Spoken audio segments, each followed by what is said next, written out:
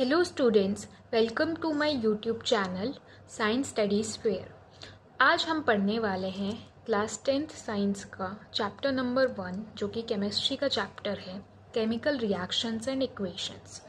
तो बुक में स्टार्टिंग कुछ इस तरीके से है एनसीईआरटी बुक में कि आप कुछ ऑब्जर्वेशंस हैं कि जैसे कि अगर आप मिल्क को रूम टेम्परेचर पे समर्स के टाइम पे, समर सीज़न के टाइम पे अगर आप उसको ऐसे ही लीव कर दोगे तो थोड़े टाइम बाद आप क्या ऑब्ज़र्व करोगे, या जब ग्रेप्स फर्मेंट हो जाते हैं तो क्या आपकी ऑब्जर्वेशंस रहती हैं। तो जो 3-4 ऑब्जर्वेशंस आपसे मांगे हैं वो सब ऑब्जर्वेशंस आप इसलिए दे पाओगे क्योंकि कुछ प्रोडक्ट बना है, कुछ चेंजेस हुए हैं, वहाँ पर केमिकल रिएक्शन हुई है, राइट। जैसे कि मिल्क जो है समर सीज़न के टाइम पर आप उसको रूम टेम्परेचर पर छोड़ देते हो तो वो थोड़े टाइम बाद खट्टा हो जाता है। क्यों खट्टा हुआ? क्योंकि केमिकल रिएक्शन हुई है। तो इस चैप्टर में हम केमिकल रिएक्शंस एंड इक्वेशंस के बारे में ही पढ़ने वाले हैं। थोड़ा सा डिफरेंस जानने की कोशिश करते हैं कि फ़िज़िकल चेंज और केमिकल चेंज में क्या डिफरेंस है। तो फिज़िकल चेंज में मैटर की स्टेट चेंज हो जाती है, versus chemical composition of matter change नहीं होता।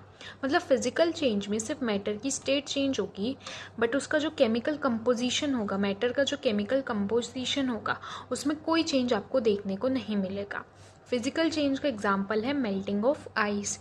जैसे जब हम आइस को मेल्ट करते हैं तो आइस सॉलिड स्टेट से लिक्विड स्टेट में जाती है, वो वाटर बन जाती है।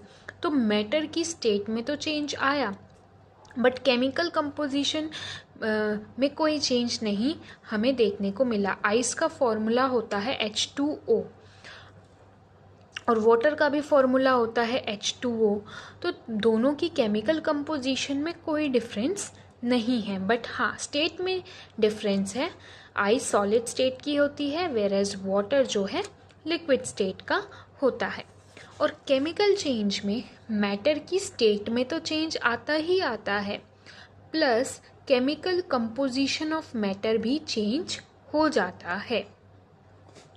सो केमिकल चेंज क्या करता है? केमिकल चेंज न्यू सब्सटेंसेस को प्रोड्यूस करता है with different chemical properties than the original substance.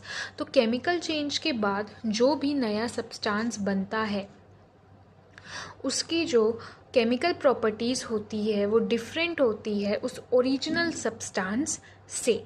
इसलिए आपकी बुक में लिखा गया है कि कोई भी कभी भी जब केमिकल रिएक्शन होती है तो केमिकल चेंज वहाँ पर हुआ ही हुआ है, और वाइस वर्सा। बुक में लिखा हुआ है whenever a chemical change occurs then chemical reaction has taken place।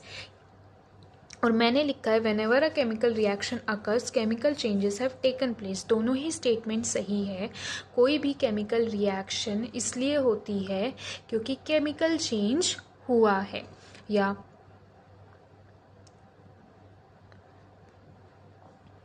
कोई भी chemical change result into a chemical reaction. Chemical change का कोई भी आप एग्जांपल दे सकते हो, जैसे कोई भी केमिकल रिएक्शन आप राइट कर सकते हो, वो एक केमिकल चेंज को रिप्रेजेंट कर रही है।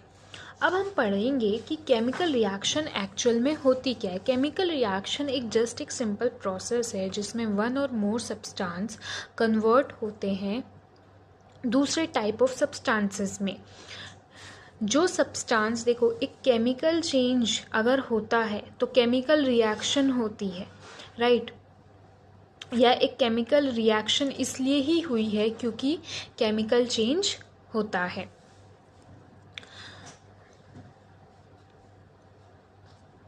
So chemical change results in the chemical reaction. तो जिस भी सब्सटेंस का केमिकल चेंज उसमें होता है, जिस भी सब्सटेंस के अंदर केमिकल चेंज होता है, तो उन सब्सटेंस को हम रिएक्टेंट्स कहते हैं। और जो नए सब्सटेंस केमिकल रिएक्शन के बाद बनते हैं उन्हें हम प्रोडक्ट्स कहते हैं। जैसे कि एक सिंपल रिएक्शन है, एक आप केमिकल रिएक्शन को यूजुअली आप ऐसे इस फॉर्म में आप रिप्रेजेंट करते हो, केमिकल इक्वेशन की फॉर्म में। मान लो ये सिंपल सा एग्जांपल है, तो यहाँ पे जो ये एरो हेड है, ये एरो हेड के राइट साइड जो भी सब्सटेंस होगा वो आपका प्रोडक्ट होगा और लेफ़्ट साइड जो भी सब्सटेंसेस होंगे वो आपके रिएक्टेंट्स होंगे। जब एक से ज़्यादा रिएक्टेंट्स प्रेजेंट है तो आप बीच में प्लस का साइन डिनोट करके लिखते हो। एक प्रोडक्ट है तो आपने सिंपली एक प्रोडक्ट लिख दिया। अगर एक से ज़्यादा प्रोडक्ट बनते तो यहाँ आप प्लस का साइन लगाते और नेक्स्ट प्रोडक्ट्स आप लिखते। ये जो एरो है या ये जो एरो है ये रिप्रेजेंट करती है डायरेक्शन ऑफ रिएक्शन। तो इस एरो हेड के पास में प्रोडक्ट्स लिखते हैं और इसके एरो के लेफ़्ट साइड में हम रिएक्टेंट्स लिखते हैं। कुछ रिएक्शंस आप देखोगे जहाँ पर इस फॉर्म में भी आप एरोज ऐसे देखोगे, जैसे कि हेबर्स प्रोसेस में जिसमें अमोनिया बनता है N2 गैस और H2 गैस की रिएक्शन से।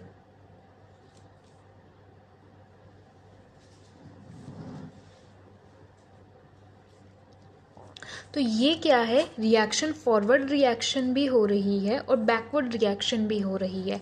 ऐसी रिएक्शंस को हम बोलते हैं रिवर्सिबल रिएक्शन, वेयर एज जहाँ पर एक ही साइड होता है एरो हेड उन्हें हम बोलते हैं इरिवर्सिबल रिएक्शंस। अब हमें पता कैसे चलेगा कि एक केमिकल रिएक्शन हुई है या नहीं? जस्ट आपसे कोई रैंडमली पूछे, कोई टेस्ट ट्यूब आपको दे देते हैं, उसमें केमिकल कंपाउंड्स डाल दे और आपसे पूछ ले कि ऐसी क्या सेट ऑफ ऑब्जर्वेशंस हैं जिससे आप पता लगा सकते हो कि उस टेस्ट ट्यूब के अंदर एक केमिकल रिएक्शन हुई है या नहीं। तो टोटल ऐसे 4 सेट ऑफ ऑब्जर्वेशंस है। फर्स्ट है change in state of matter. Matter की अगर आप स्टेट में चेंज देखते हो इट मीन्स केमिकल रिएक्शन हुई है। अलोन ये पॉइंट आप कंसीडर नहीं कर सकते हो ये बताने के लिए कि केमिकल रिएक्शन हुई है कि नहीं, क्योंकि ये मैटर की स्टेट में चेंज आना ये आप फिज़िकल चेंज में भी देखते हो और केमिकल चेंज में भी देखते हो। तो इसके साथ साथ आपको इनमें से कोई एक पॉइंट भी कंसीडर करना पड़ेगा ये बताने के लिए कि केमिकल रिएक्शन हुई है कि नहीं। सेकंड है चेंज इन कलर। अगर आपको टेस्ट ट्यूब में जो भी केमिकल कंपाउंड था, एक्वस सॉल्यूशन था, जो भी था, उसके कलर में आप चेंजेस देखने लगते हो, इट मीन्स केमिकल रिएक्शन हो रही है या हो चुकी है। जैसे एक एग्जांपल है कॉपर सॉलिड स्टेट में जब आप उसको फेरस सल्फेट के एक्वस सॉल्यूशन में डालते हो तो बाद में रिएक्शन होने के बाद कॉपर सल्फेट बनता है और Fe सॉलिड बनता है। फेरस सल्फेट का जो कलर होता है वो ग्रीन होता है और कॉपर सल्फेट का जो कलर होता है वो ब्लू होता है। तो जब आपने टेस्ट ट्यूब में फेरस सल्फेट के एक्वस सॉल्यूशन में कॉपर एलिमेंट डाला तो थोड़े टाइम आप देखोगे ये ग्रीन कलर फेड होने लग जाएगा और ब्लू कलर आने लग जाएगा। इट मीन्स कॉपर सल्फेट बना है या बनने लगा है, इसलिए ब्लू कलर आया है। तो कलर में चेंज ऑब्जर्व किया, इट मीन्स केमिकल रिएक्शन हुई है। Second is evolution of a gas. ऐसी बहुत सारी केमिकल रिएक्शंस होती है जिनमें गैस का इवोल्यूशन होता है, as a product gas release होती है। जैसे मेटल्स को जब हम एसिड के साथ रिएक्ट करवाते हैं तो सॉल्ट बनता है प्लस H2 गैस जो है इवॉल्व होती है।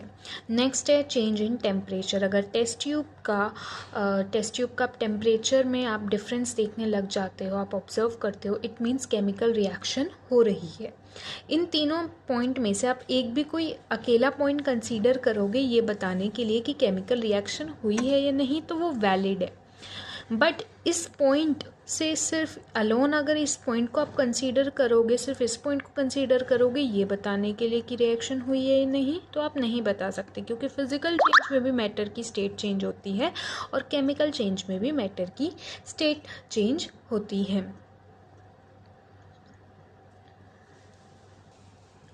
अब हम पढ़ेंगे कि केमिकल इक्वेशन क्या होती है। Chemical equation is just the representation of a chemical reaction using symbols of that element and chemical formulas to show how reactants are transformed into the products.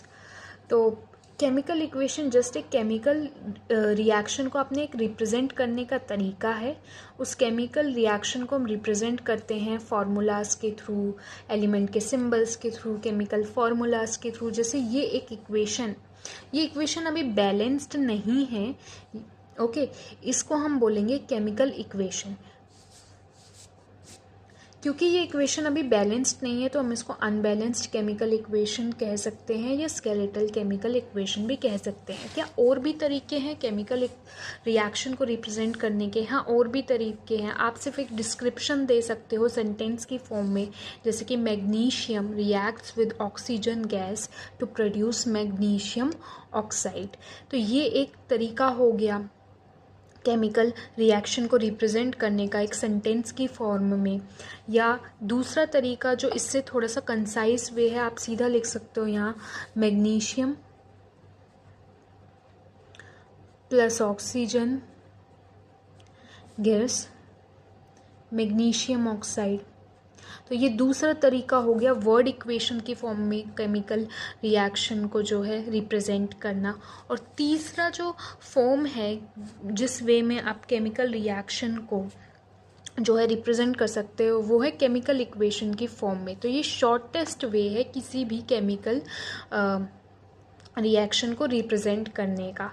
And हम केमिकल इक्वेशन में कैसे किसी भी chemical reaction को represent करते हैं, element के symbols के थ्रू, कंपाउंड्स के या मॉलिक्यूल्स के केमिकल फॉर्मूलाज के थ्रू। तो आज के लिए इतना ही। Thank you for watching my video. I hope you understood well.